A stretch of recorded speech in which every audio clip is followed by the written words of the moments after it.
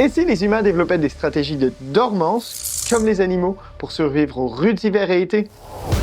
Connaissez-vous la différence entre l'hibernation et l'hivernation? Qu'en est-il de l'estivation, la torpeur et la brumation, qui sont utilisées dans des régions arides? Chaque continent choisit sa stratégie favorite, plongeant la moitié de sa population en dormance pendant que les autres gardent le fort. Ainsi, ce système mondial permet la naissance d'emplois saisonniers et de mouvements plus aisés des populations. C'est toute une adaptation qui guette notre société.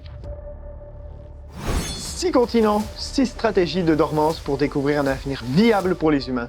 C'est la réalité alternative que nous allons créer aujourd'hui.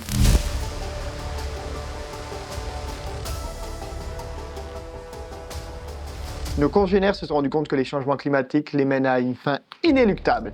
Des climats et des températures si extrêmes que, une à une, les chaînes d'alimentation mondiale vont s'effondrer. Le nombre grandissant d'êtres humains que l'on compte par milliards ne fera qu'exacerber les famines. Pour contrer ce futur néfaste, un plan ambitieux est mis en place. Développer des stratégies de dormance, ainsi que, comme les ours ou les marmottes, les humains passent une partie de leur année avec un métabolisme ralenti à ne consommer presque aucune ressource. Commençons par l'état de dormance le mieux connu, l'hibernation. Vous connaissez sans doute. Toi aussi, Photon. Alors, je t'écoute. C'est quoi l'hibernation? L'hibernation, c'est un état de sommeil profond, prolongé, utilisé par plusieurs mammifères pendant l'hiver. Les fonctions corporelles telles que la température, le rythme cardiaque et le métabolisme ralentissent considérablement, ce qui permet à l'animal de conserver son énergie. Les marmottes, loirs, hérissons et chauves-souris sont des parfaits exemples dans la nature. Une évolution qui permettrait aux humains de développer la capacité de modifier ainsi leur métabolisme prendrait des millions d'années, car cela se repose sur des mutations génétiques aléatoires et à la sélection naturelle. Toutefois, le groupe de scientifiques à la tête de ce projet, dont malheureusement je ne fais pas partie, étudie la possibilité d'intégrer des mutations manuellement dans le génome humain. Cependant, à plus court terme, on parle d'horizon de quelques décennies, il planche sur des médicaments capables d'induire un état de dormance en ralentissant le métabolisme humain. Il s'inspire pour cela des substances naturelles produites par les hibernants. Prenons notre chère Sarah ici présente. Même si elle aime bien le ski et la raquette, elle serait pas contre un petit sommeil pour manquer ce gros hiver. Elle va donc participer à la première vague d'implémentation. Tu te sauves de cette expérience pour cette fois, Photon. Mais j'ai besoin que tu ailles filmer. Ne t'endors pas. Modification des paramètres de la Terre. Ouh. Pas mal. Allons voir ça de plus près. Ça y est, le village s'endort. En fait, c'est même une grande partie des Amériques qui plongent dans une hibernation contrôlée alors que l'hiver approche. Pour favoriser la dormance, Sarah et les autres participants ont dû se restreindre à une alimentation adaptée pour stocker de l'énergie sous forme de graisse corporelle et utiliser diverses technologies pour réduire leur température et leur utilisation d'oxygène afin de favoriser la léthargie. Mais ça y est, après des semaines de préparation, ils s'endorment. Au Canada et dans le nord des États-Unis, c'est la stratégie la plus en vogue. Mais ailleurs dans le monde, en fonction du climat, d'autres stratégies de dormance sont utilisées. En Europe, par exemple, dans les pays où les hivers sont un tantinet moins rudes, on favorise l'hivernation. L'hivernation est une stratégie de survie hivernale, moins extrême que l'hibernation. Les animaux hivernants, comme les ours et les blaireaux, entrent dans un état de somnolence légère plutôt qu'un sommeil profond. Leur température corporelle et leur métabolisme diminuent modérément, mais ils maintiennent une capacité de se réveiller périodiquement. Pendant ces phases d'éveil, ils peuvent se déplacer, s'alimenter et faire leurs besoins. Cette méthode permet aux animaux d'économiser de l'énergie tout en restant capables de réagir aux changements de leur environnement, offrant ainsi un équilibre entre conservation d'énergie et flexibilité comportementale. Ours, blaireaux, ratons, laveurs utilisent allègrement cette technique. De l'autre côté de l'océan, on privilégie la torpeur. C'est une version plus courte et moins profonde que l'hibernation ou l'hivernation. Elle peut durer quelques heures, quelques jours, souvent en réponse à des variations soudaines de température ou à la disponibilité de ressources. Les sauves-chauves-souris l'utilisent pendant des nuits froides, les grenouilles pendant la saison sèche. C'est une stratégie qui peut s'adapter à différents climats et températures froides comme chaudes. C'est pourquoi elle est la petite favorite en Asie bien qu'au final ces stratégies soient surtout mises en place par région et par climat plutôt que par continent. Mais je vous dois déjà arriver avec toutes vos objections. Si tout le monde dort en hiver, comment le monde peut fonctionner? Eh bien, différemment, c'est certain. Tout d'abord, si ces stratégies sont employées par la majeure partie de la population, il en faut néanmoins qui monte la garde. La société humaine, le mondialisme et la complexité des chaînes alimentaires et commerciales empêchent une dormance généralisée. En fait, ce que l'on voit apparaître, ce sont des emplois saisonniers. Dans le coin de pays de Sahara, par exemple, tandis qu'une partie de la population est en dormante durant l'hiver, plusieurs braves travailleurs tiennent le fort. On continue de faire fonctionner les chaînes d'approvisionnement, on s'assure que les politiques internationales restent paisibles, et on s'occupe à la fois des infrastructures et des dormeurs. Puis alors que le printemps et l'été pointent leur bout du nez et que les hibernants s'éveillent, il est temps pour tous ces travailleurs de migrer dans d'autres régions du monde et rejoindre des millions d'autres personnes alors qu'elles entament leur propre dormance. L'estivation, par exemple, se produit pendant des périodes de chaleur intense ou de sécheresse où les animaux entrent dans un état similaire à l'hibernation pour éviter la perte d'eau et supporter les températures extrêmes. On observe ce comportement chez certaines espèces de poissons, amphibiens et reptiles. Sa stratégie qui est favorisée en Afrique ainsi que dans tout l'équateur. Ainsi, les dormeurs de l'hiver et les dormeurs de l'été se relaient sans accroc.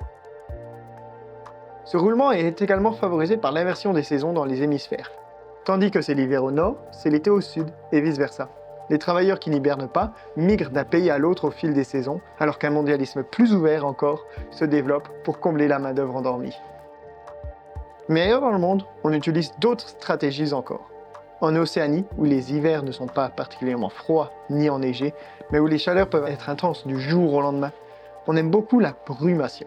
C'est une forme de dormance observée chez les reptiles et les amphibiens. Pendant cette période, ces animaux se réfugient dans des tanières souterraines où la température est plus stable. Ils se réveillent occasionnellement lors des journées moins chaudes pour profiter du soleil et éviter la déshydratation. Mais une telle société serait-elle véritablement fonctionnelle? Est-ce que cela permettrait de réduire la consommation de nourriture tout en étant viable monétairement pour les travailleurs saisonniers? On va voir ça. Mais avant, on va faire une petite visite chez Sarah pour capter le moment de son réveil. Un drôle de phénomène économique s'est produit lorsque la dormance a été introduite. Tout d'abord, en prévision de la diminution de production mondiale, une inflation importante a éclaté préemptivement. Par contre, une fois les premiers cobayes comme Sarah en dormance, l'abondance de biens et de nourriture comparée au nombre de populations éveillées restreintes a causé une baisse dramatique des prix, qui se sont ensuite restabilisés alors que la quantité de nourriture atteignait un niveau correspondant aux humains en éveil. Si bien que lorsque Sarah s'éveille après plusieurs mois d'hibernation, elle retrouve une épicerie au même prix qu'auparavant. Mais son salaire, lui, sans tous ces mois à travailler, restera-t-il le même? Là encore, c'est une question d'équilibre, car si Sarah ne consomme rien pendant plusieurs mois, même si elle sacrifie le salaire de ces mois à dormir, son budget s'équivaut. D'autant plus que les gouvernements voulant encourager la dormance proposent des subventions pour les hypothèques et la consommation d'électricité. Mais dans le monde, alors, quels impacts cela aurait-il? Les impacts de cette transformation seraient nombreux. La consommation alimentaire mondiale diminuerait drastiquement grâce à la baisse du métabolisme pendant les périodes de dormance. Les cycles agricoles se synchroniseraient avec les périodes d'éveil collective, la demande énergétique chuterait, moins d'énergie serait nécessaire pour le chauffage, l'éclairage et les activités humaines des dormeurs. Pour l'environnement, une réduction globale de l'activité humaine pendant toutes les périodes de dormance limiterait les émissions en carbone et réduirait la pression sur les ressources naturelles.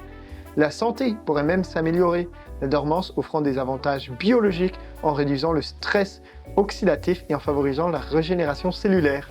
Et qui sait, cette adaptation pourrait s'avérer utile pour les voyages spatiaux prolongés, ou dans les zones extrêmes de la Terre, comme les pôles, et où on utilise une toute dernière stratégie de dormance. Vous savez, ces zones inhabitées et désertes, un peu comme notre nombre d'abonnés sur cette chaîne. Si vous voulez continuer de découvrir de nouveaux concepts comme celui-ci, n'hésitez pas et rejoignez notre population constamment en augmentation.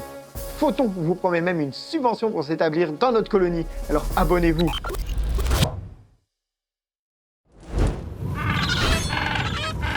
Dans le Grand Nord comme dans le Grand Sud, on utilise une toute dernière stratégie de dormance, la diapause. Cette stratégie est utilisée par les insectes pour survivre aux conditions hivernales difficiles. Pendant cette période, les insectes entrent dans un état de dormance semblable à une légère hibernation.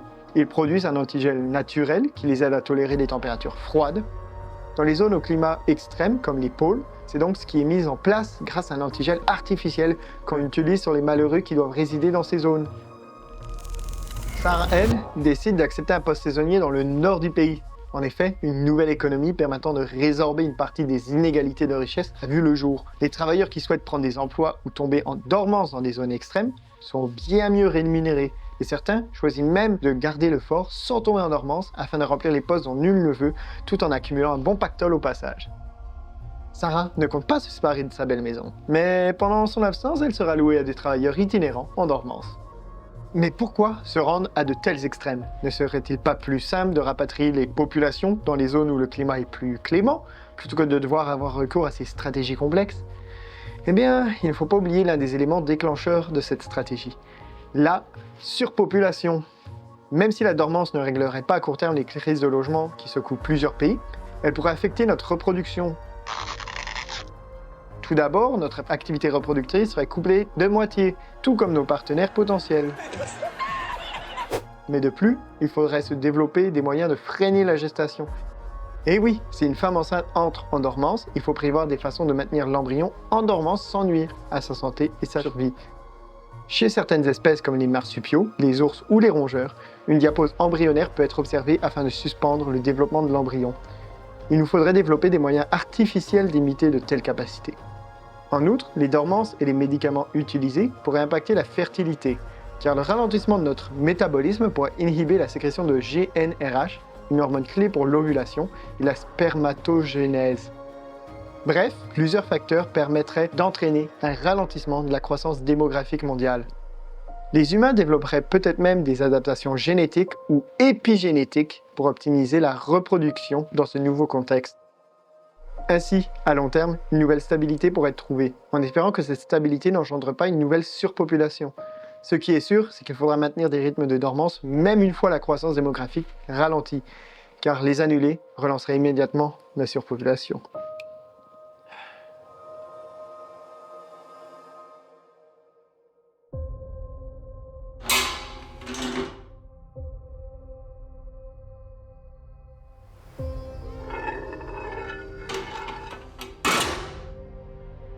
Merci beaucoup d'avoir regardé cet épisode et n'hésitez pas à liker et partager pour aider Photon et moi à atteindre de nouveaux univers plus incroyables encore. On vous retrouve dans 2 semaines quand je refroidirai le noyau de la Terre jusqu'à le solidifier complètement.